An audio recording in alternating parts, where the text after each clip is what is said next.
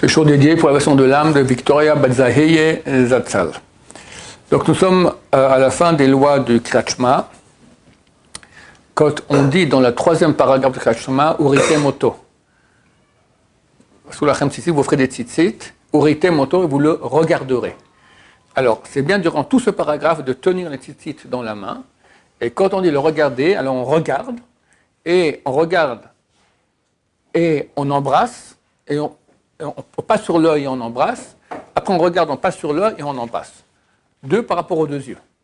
C'est bien, si les gens peuvent le faire, c'est bien quand on regarde, de penser 5 fois le nom de Dieu, Yud Ke Vav Ke, valeur numérique, Ain, œil.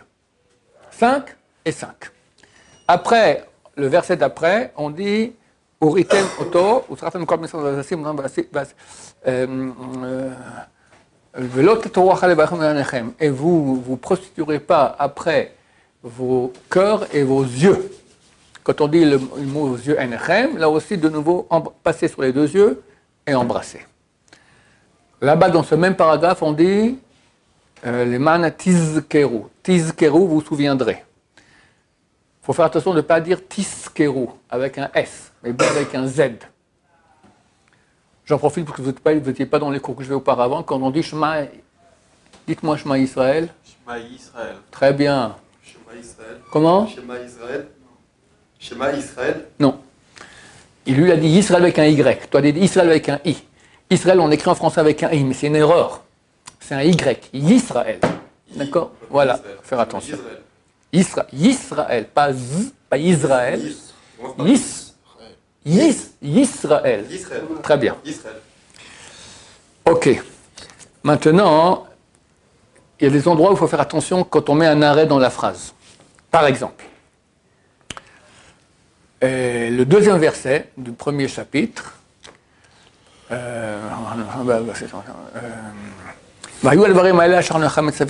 seront les paroles que je te donne aujourd'hui,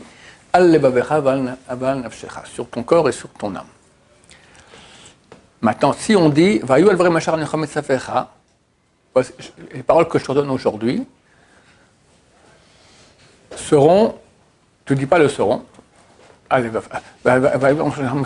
choses que je te donne aujourd'hui, non, les choses que je t'ordonne seront aujourd'hui sur ton corps. En hébreu, ça fait comme ça. Ça,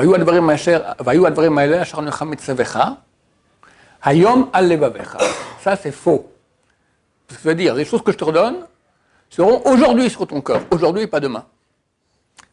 Par contre, si tu dis, les choses que je te redonne aujourd'hui, virgule, seront sur ton corps, ça va, je t'ordonne aujourd'hui, seront sur ton corps toujours.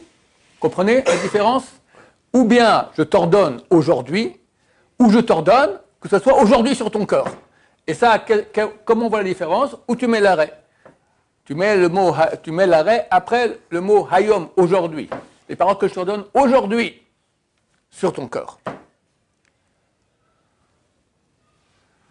De même, dans le deuxième paragraphe, on a ça aussi.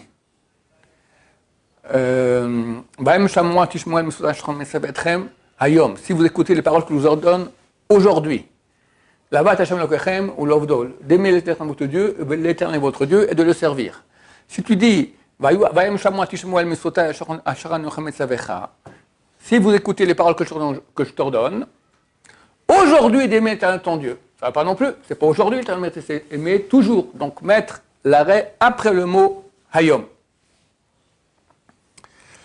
Dernière chose, c'est décrit que celui qui fait le Kriyat Shema en prononçant bien, on lui refroidit l'enfer.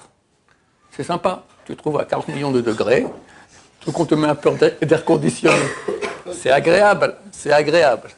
Pour ça, il faut bien prononcer le Shema Israël. Maintenant, en hébreu, il n'y a pas de liaison. En français, il y a sans cesse des liaisons. Il faut d'ailleurs qu'ils font des liaisons n'importe comment avec n'importe qui. En hébreu, chaque mot, c'est chaque mot. Maintenant, il y a un problème dans les mots qui finissent par une lettre et comment le mot d'après commence par la même lettre. Par exemple, Va'avtat Hashem Elokecha bechol levavecha. Quelle est l'erreur que j'ai fait ici? Il y a deux lamed. Et j'en ai prononcé un, bechol levavecha, et pas bechol levavecha. Celui qui dit comme ça, il est rendu quitte.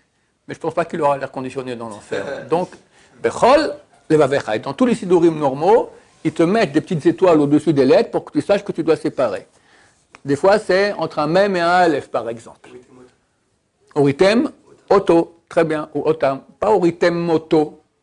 Il y a un endroit où c'est beaucoup plus grave, c'est dans les Teilim des Psuké des Imra. Elohechem et. À un moment où il se marquait Elohechem et. Et si tu as les liaisons, tu fais Elohechem met. Met, c'est mort. Votre Dieu est mort, Chasvé Shalom. D'accord? Attention de ne pas faire des liaisons. Pas faire des liaisons. Tu dis et et pas met. Oui. J'ai une question par rapport au schéma, j'ai appris ça récemment. On m'a dit qu'avant de faire la mitzvah du Kriyat Shema, on doit dire à Hachem, je vais accomplir la mitzvah du Kriyat Shema. On ne dit rien, on pense. On pense. Voilà, ça, si tu fais ça, quand par exemple, des fois quelqu'un est Shabbat, on commence à prier tard, et tu vois que le temps va passer, tu fais chez toi à la maison le Shema Israël avant, ou à la synagogue avant la prière, là c'est bien de faire le Shemichot, de dire 4 mitzvot. Au moins que tu fais la mitzvah tassée d'Oraïta de Kriyat Shema du matin, idem pour le soir. Au moins que tu fais Yichudo et Barach, l'unicité de Dieu. Après, c'est bien rajouter aussi les 2 premiers commandements. Mais ça, si on est au milieu de la prière, on le fait en pensée. Oui, pour que tu verras qu'ici, les gens s'arrêtent. Après, ils commencent Shema Israël. Pourquoi ils s'arrêtent? Ils pensent qu'ils vont faire ces 4 mitzvot-là. Il y a ça, oui, ça. Et on doit, à la fin, si même qu'on a fini Shema, on doit dire qu'on doit penser qu'on a fini la mitzvah du Kriyat Shema. Pas besoin.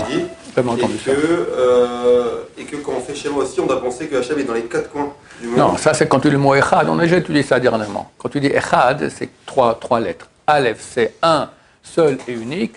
Chet, c'est 8, donc 7 cieux sur terre. 4, c'est les 4 côtés cardinaux. Baruch Adonai, Leolam, Amen, Amen.